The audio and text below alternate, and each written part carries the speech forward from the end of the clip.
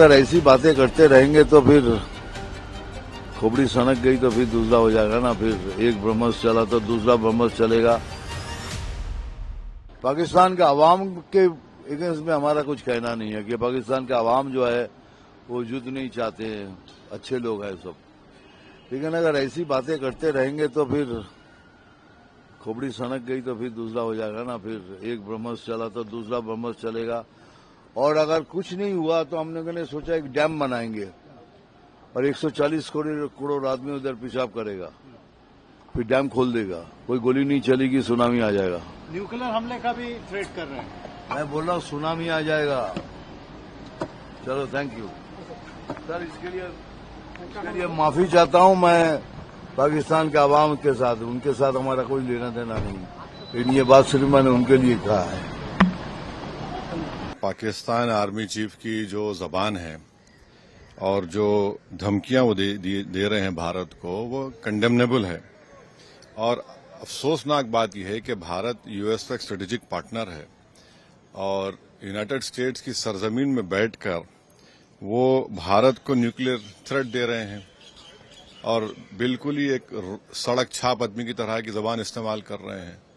तो हमारा मानना यह है कि एक पॉलिटिकल मोदी गवर्नमेंट की तरफ से एक पॉलिटिकल रिस्पांस आना चाहिए। जैसे एमईए का स्टेटमेंट आया, और साथ ही साथ हमको ये बात समझना है कि पाकिस्तान की आर्मी से और इनके डीप स्टेट से हमको हमेशा खतरा रहेगा। इसके लिए हमको अपनी जो डिफेंस बजट में जो हम लोग कम खर्चा कर रहे हैं उसको बढ़ाना पड़ेगा ताकि हम तैयार रह सके। आसिम मुनीर साहब सटिया गए, आसिम मुनीर पगला गया। ठीक है साहब, जो मार पड़ी है ऑपरेशन सिंदूर में उसको वो छुपा के नाटक कर रहे हैं। ठीक है, अच्छी तरह छुपा के नाटक कर रहे हैं। एक चीज जो ऑपरेशन सिंदूर के बाद के बारे में बहुत ज्यादा दुनिया नहीं समझ पाई है, वो पता क्या है? भारत ने थर्ड न्यूक्लियर एज शुरू की है। दो मॉडरेटली आर्म्ड न्यूक्लियर पावर्स अगर आपस में भिड़े, शरेआम लड़ाई हो, तो क्या रिजल्ट है ऑपरेशन सिंदूर का? हमारी इंटीग्रेटेड एयर डिफेंस की वजह से उसके मिसाइल, न्यूक्लियर आर्म्ड मिसाइल और नॉर्मल मिसाइल नहीं आ सकते भारत पे। 100%, 3 फायर किए थे, 3 के 3 गिरा दिए। कोई 1200 के करीब ड्रोन फायर किए थे, 90% मार गिराए। ठीक है साहब, हमारी जो न्यूक्लियर जो अम्ब्रेला है, जो air defence, integrated air defence umbrella है, वो तकरीबन लीक प्रूफ है।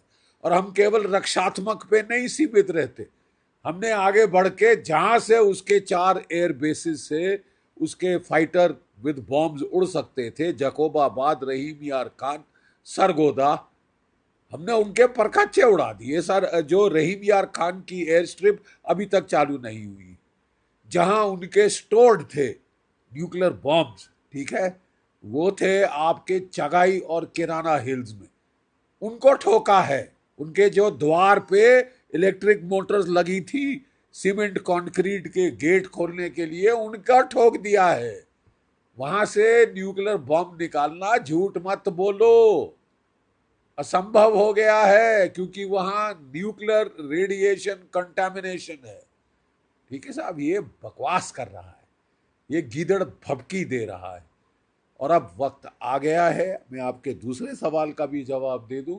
जैसे कि उपेंद्र द्विवेदी साहब, हमारे आर्मी चीफ साहब ने बिल्कुल सही कहा है, अब वक्त आ गया है कि इनको आड़े हाथ लिया जाए, वंस एंड फॉर ऑल। वही समीकरण हो रहा है जो 1971 में था। ठीक है, और तब भी हमने हिम्मत मर्द किया था और मदद खुदा आई थी। ठीक है, और 2 टुकड़े हो गए थे पाकिस्तान के। ये तो एक सर में दर्द है, एक माइग्रेन है इंटरनेशनल। इसको अब खत्म, खलास करना होगा।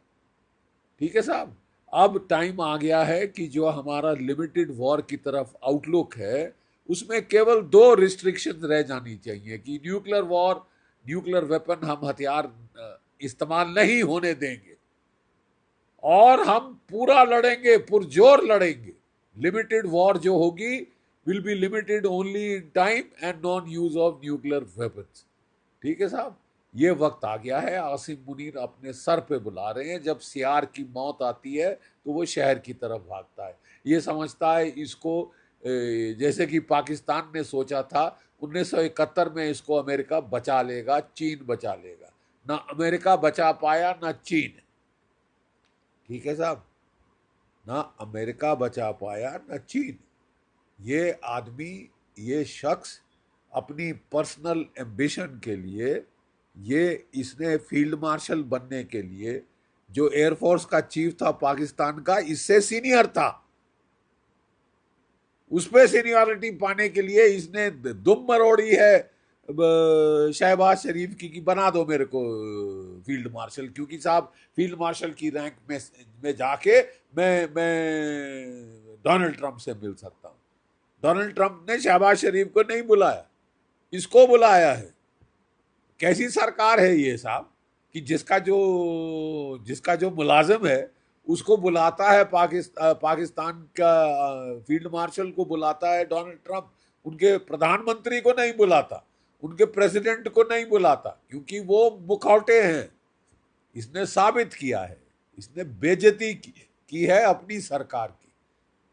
ये व्यक्तिगत इसने करने के लिए ऑपरेशन सिंदूर चलवाया को इसने शुरू कराया था।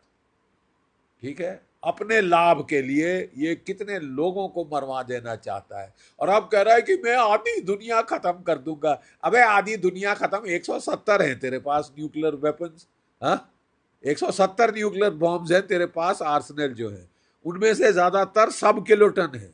सब किलोटन मतलब 1.5 पौए 2 पौए के बॉम्ब, जो कि आप जो थे आपने इस्तेमाल रखे थे कि साहब अगर भारत जो है कोल्ड स्टार्ट करे, टैंकों से हमला करे, तो मैं टैंकों पे चला के थोड़ा रोकने की कोशिश करूँ। ठीक है साहब, हमारे पास जो बॉम्ब्स हैं 180 हैं जनाब, ज़्यादा है 180 से, और वो सारे के सारे 10 किलोटन के ऊपर वाले हैं। 50 किलोटन और उससे ज़्यादा के भी बॉम्ब्स हमारे पास है। अगर न्यूक्लियर युद्ध हुआ, एक चीज गिठान बांध ले मुल्ला मुनीर, एक चीज गिठान बांध ले, पाकिस्तान नहीं बचेगा। अगले 700 साल वहां पे अनाज नहीं उगेगा। 1/5 है भारत के साइज का। अपना पूरा न्यूक्लियर आर्सेनल भी फायर कर दे, तू कुछ नहीं कर सकता हिंदुस्तान का। ठीक है, हम अपना पूरा न्यूक्लियर आर्सेनल तेरे पे फायर कर दे, तेरे तो परखच्चे उड़ जाएंगे और हमें न्यूक्लियर आर्सेनल की जरूरत नहीं पड़ेगी। हमारे ब्रह्मोस काफी हैं तेरे लिए। समझ गया? मदीना 2.0 मुनीर, समझ गया? तेरे लिए हमारे ब्रह्मोस और स्पाइस मिसाइल्स, क्रूज मिसाइल्स काफी हैं। तेरा न्यूक्लियर कमांड पोस्ट उड़ गया है।